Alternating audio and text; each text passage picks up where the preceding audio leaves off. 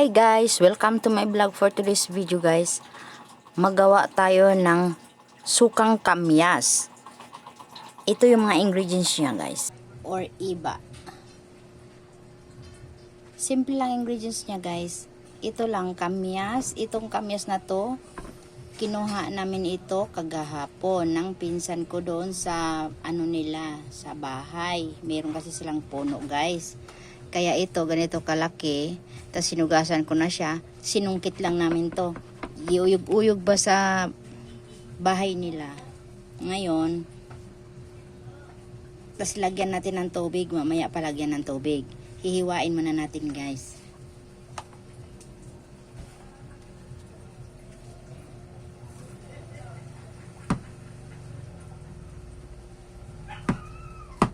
Ganyan lang siya guys.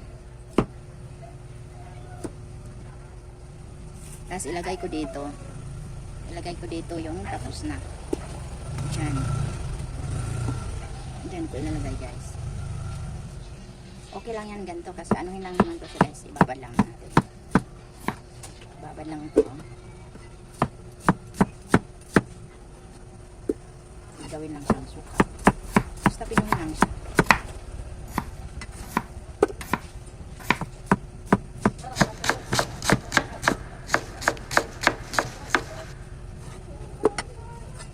Tuloy-tuloy lang ganito guys.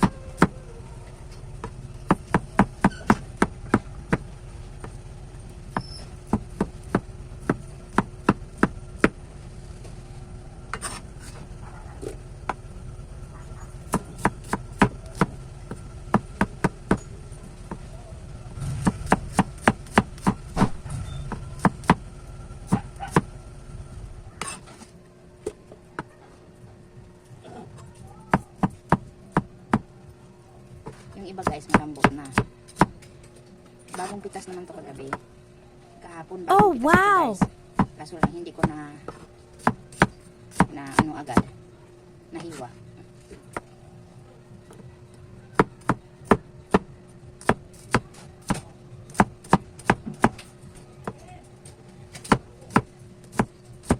Simple lang tong kamyas suka.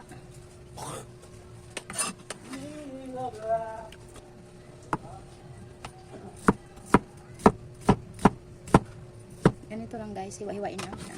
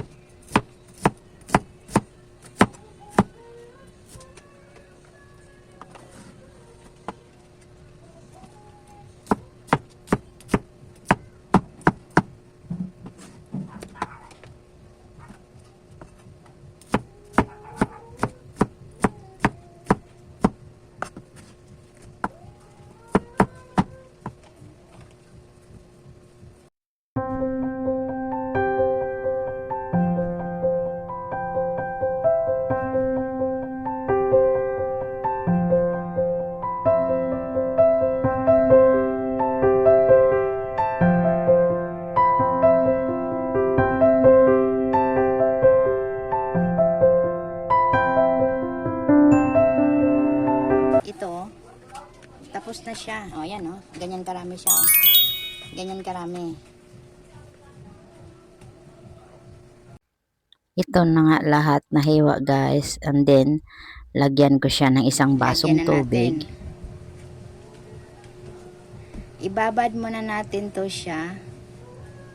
After 7 days para siyang umasim. And then, tatakpan natin. Ayan na. Abangan na lang natin guys after 7 days kung magiging suka ba siya. Iyan na nga guys. Ang itsura niya para na siyang suka na siya guys. Na kung nagiging kulay brown na siya. Ayan o. Ang gagawin natin guys, pipigain natin, tanggalin natin ang katas niya. Tanggalin ang katas. Pigain siya. Ganyan lang guys, oh.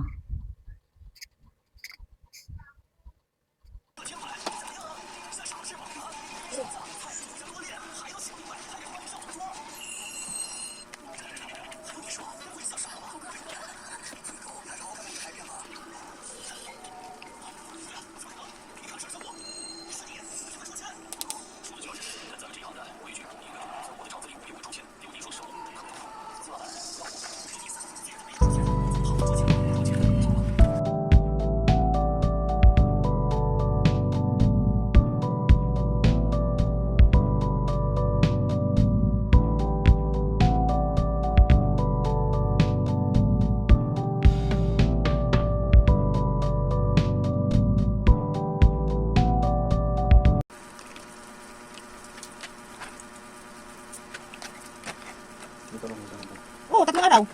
Bakit di ba yung sahon? 3 araw? Ilan ba?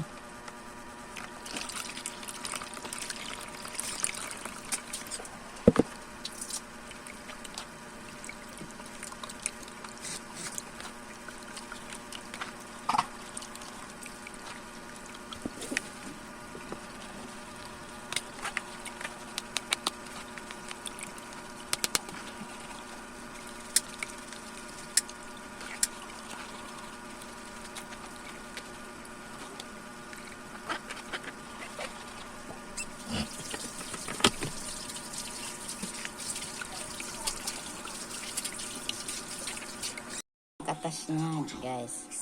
Tapos salain ko ulit yan. Yan, salain natin ulit, guys.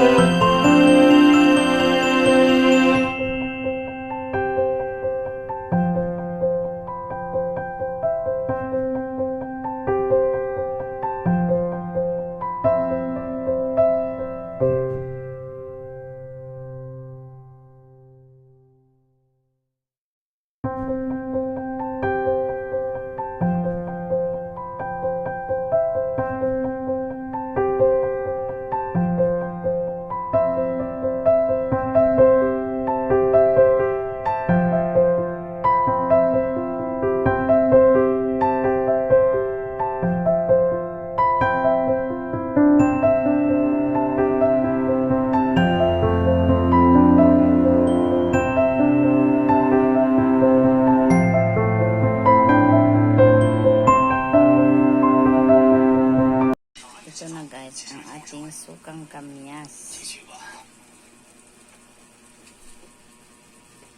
Homemade sukang kamyas.